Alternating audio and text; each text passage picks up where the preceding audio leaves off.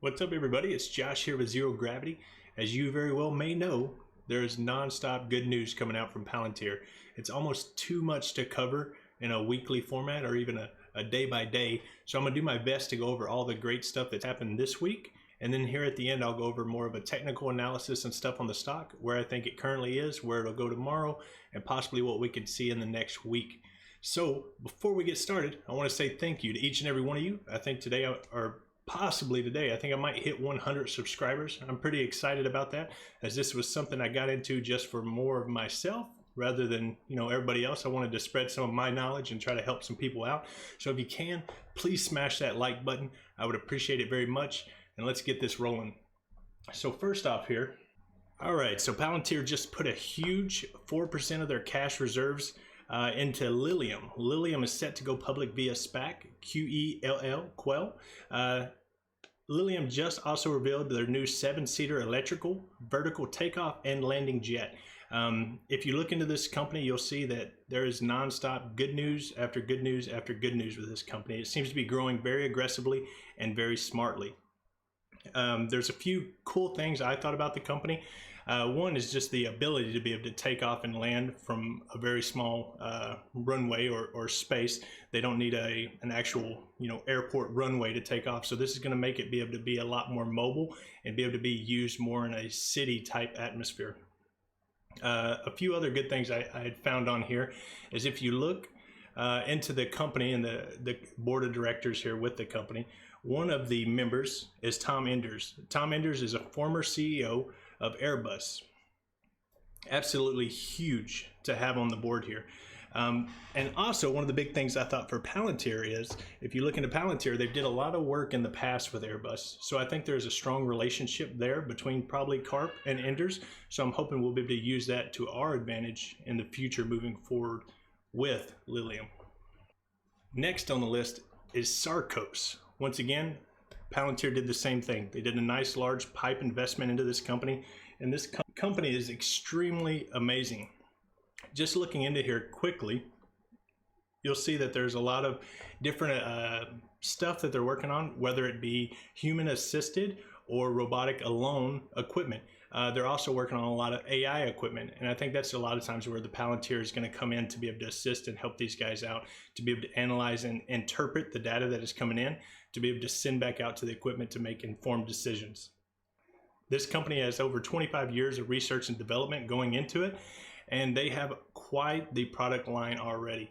As you look, they have over 7 or 8 different already fully functioning pieces of equipment out there, whether it be the human assisted or human enabled equipment, like a bodysuit, to just the standalone robotics equipment that can operate and handle forklifts, picking up packages and stuff like that. It's very, very easy. They also are interpreting a lot of equipment to be able to go out on its own and find and fix problems in the industries. Now, one of the great things here is that have both huge military and civilian applications. Right now, John. Just one of my favorite clips I wanted to throw in there real quick. But this company is set to go places. There's a lot of institutional and retail investors interested in this company, and it's easy to see why. Next on my list of great things that's going on with Palantir this week, as every one of you probably already knows, Cathie Wood purchased an additional 1,045,600 shares of Palantir yesterday. This is a huge investment. This is bringing her investment into ARK-K up to the 25th largest position. She has a total invested of 14,149,888 shares in ARK-K alone. Coming in right there behind it is ARK-W, where it's the 20th largest position with over 5,128,207 shares invested. This is huge.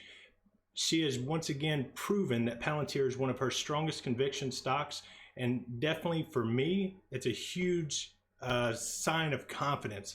It gives me the utmost ability that I know if at these prices, Cathie Wood is willing to invest this much money, then there's definitely some upside potential here. Now, jumping right in here to the 1-hour chart on Palantir, you'll see we ended up having an initial sell-off starting off this morning, and we ended up finishing and closing close to the high from yesterday. Over the past few days, we've kind of maintained this consolidation pattern here, and we look to be staying within these channels as of right now. Now, going back, I've discussed previously in a few of my videos here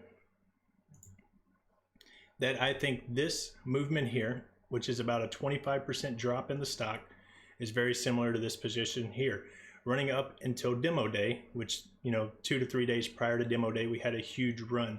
So far, I believe this pattern has continued to run very similar to this. We've had some gap ups and closing lower days, and we've had an abundance of good news coming out. So it's kind of really worrisome that we continue to consolidate with so much good news coming out.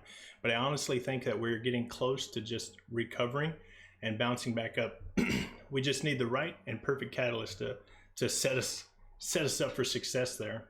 Also, with more good news, it was just announced today that Palantir will announce earnings on May 4th before the market open.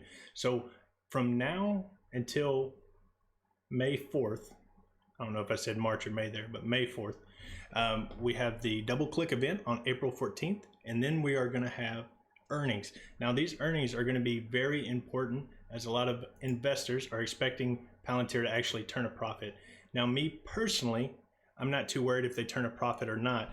As we can see from these most recent investments, Palantir has the cash, and they have the cash on hand to be able to continue moving along just fine.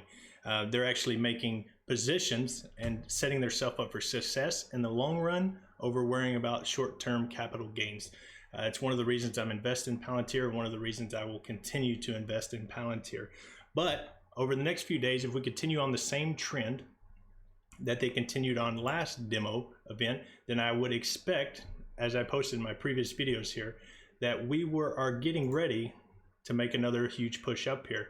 Now, my estimates were expecting, I said possibly Thursday or Friday, possibly, but I think definitely Monday, Tuesday, Wednesday of next week will be extremely strong weeks for us, just because we do have the DoubleClick event coming up.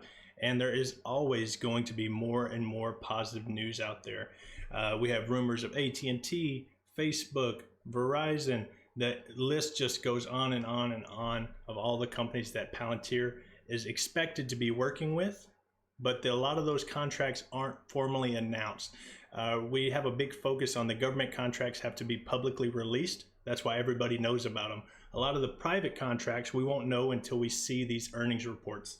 So I'm extremely looking forward to it, and I think there's a good chance Palantir will turn a profit this period. I don't think it'll be a huge one. I don't expect it to be a huge one. I would rather them just keep pumping money into the company and making the company better and better, improving my long-term gains. Now, I appreciate each and every one of you for taking the time to watch my video.